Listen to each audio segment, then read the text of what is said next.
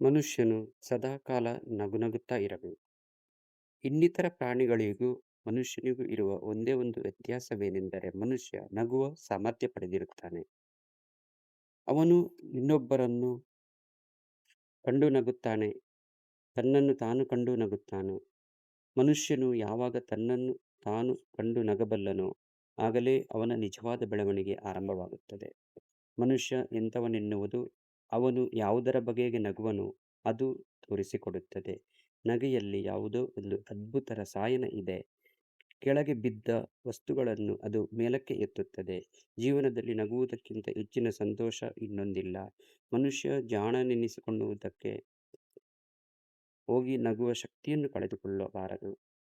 ನಗದೇ ಇರುವ ಒಂದು ದಿನ ಯಾವುದಿದೆಯೋ ಆ ದಿನ ತನಗೆ ಕಳೆದೇ ಹೋಯಿತೆಂದು ಮನುಷ್ಯನು ತಿಳಿದುಕೊಳ್ಳಬೇಕು.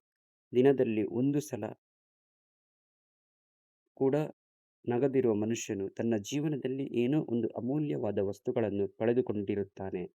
ನಗೆಯಲ್ಲಿ ಪರಿಹಾರ ಇದೆ. ಮನುಷ್ಯ ಬೆಳವಣಿಗೆ ಬೇಕಾದ ಪೌಷ್ಟಿಕತೆ ಇದೆ. ಅದು ನೋವನ್ನು ಕಳೆದು ನಲಿವನ್ನು ತಂದುಕೊಡುತ್ತದೆ. ದೇವರಿಗೆ ಬೇಕಾದವನೆನಿಸಬೇಕಾದರೆ ಮನುಷ್ಯನು ಜನರೆದುರು ನಗಬೇಕು. ಅವರನ್ನು ನಗಿಸಿ ತಾನು ನಕ್ಕು ನಲಿಯಬೇಕು. ನಗೆಯು ತುಂಬಿದ ಮನೆಯ ಮೇಲೆ ಸೂರ್ಯಪ್ರಕಾಶ ಸದಾಕಾಲವೂ ಬಿದ್ದಿರುತ್ತದೆ. ಕಾರಂಜಿಯಲ್ಲಿ ನೀರು ಓತಪ್ರೋತವಾಗಿ ಚಿಮ್ಮಿ ಬರುವಂತೆ ನಗೆಯು ಬಾಯಿಯಿಂದ ಬರದೆ ಹೃದಯ ತಾಳದಿಂದ ತಾನಾಗಿ ಬರಬೇಕು. ಅದು ಮನಸ್ಸಿನ ಮತ್ತು ರತ್ನಗಳನ್ನು ತೋರಿಸಿಕೊಡಬಹುದು.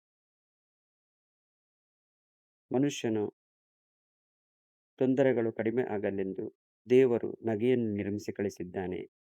ನಗೆಯ ಉಪಯೋಗವನ್ನು ಮನುಷ್ಯನು ತಿಳಿದುಕೊಳ್ಳಬೇಕು. ತಾನು ನಡೆಸುವ ಸಂವಾದ ಸುಖಪ್ರದವೆನಿಸಬೇಕಾದರೆ ಹಿನ್ನೆಲೆಯ ಸಂಗೀತದಂತೆ ಅದರಲ್ಲಿ ನಗೆ ಇದ್ದೇ ಇರಬೇಕು.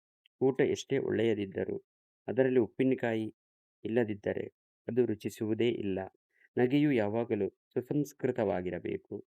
ಅದು ಜನಜಂಗುಳಿಯ ಒರಟು ನಗೆಯಾಗಿರಬಾರದು. ಜನಜಂಗುಳಿಯ ನಗೆಯಲ್ಲಿ ಮೂರ್ಖತನ ಇರುತ್ತದೆಯಲ್ಲದೆ ಮನಸ್ಸಿಗೆ ಮುದವೀಯುವಂಥದ್ದು ಯಾವುದೂ ಇರುವುದಿಲ್ಲ. ಮನೆಯಲ್ಲಿಯೇ ಆಗಲಿ ಹೊರಗೇ ಆಗಲಿ ಮಕ್ಕಳು ನಗುವುದನ್ನು ನಾವು ಪುರಸ್ಕರಿಸಬೇಕು, ಪ್ರೋತ್ಸಾಹಿಸಬೇಕು. ಮಕ್ಕಳು ನಗುವುದನ್ನು ಯಾವನು ಸೇರುವುದಿಲ್ಲವೋ ಅವನು ಕಡಿಮೆ ಮನುಷ್ಯನಾಗುತ್ತಾನೆ. ಅಂಥವರ ಬಗೆಗೆ ನಾವು ಯಾವಾಗಲೂ ಎಚ್ಚರಿಕೆಯಿಂದ ಇರಬೇಕಾಗುತ್ತದೆ.